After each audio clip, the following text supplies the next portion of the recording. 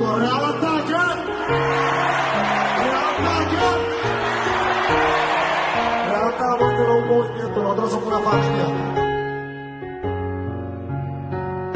Sin ti yo no me siento bien, no más de 1000 en 100, viviendo y por dentro muerto, hasta un ciego lo ve.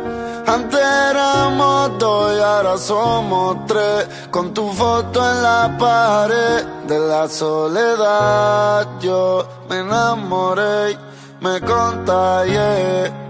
Sin ti yo no me siento bien, nada más de 1000 en 100, viviendo y por dentro muerto, hasta un ciego lo ve. Antes éramos 2 y ahora somos 3, con tu foto en la pared. De la soledad yo me enamoré y me contagié.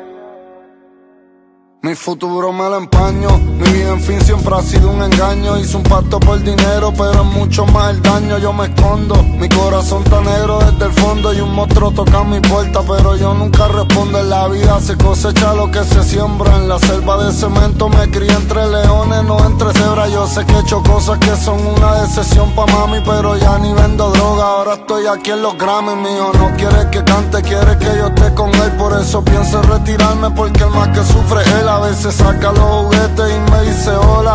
Digo te amo, pero esta canción no va a escribirse sola. Me duele que otro hombre me lo esté criando. Las paredes hablan y los fanáticos esperando. Hay 30.000 personas pa' verme cantando. Y me dice papi no te vayas otra vez llorando. Me dice tu amas más a los fanáticos que a mí. Todo el mundo grita tu nombre, con razón no puedes ni dormir. Siempre me dices que es la última vez y me quedo esperándote. Te mueres por los fans pero vives deprimiéndote. Y en la fama nada es real. Estoy tan lleno de odio que se me olvidó cómo llorar.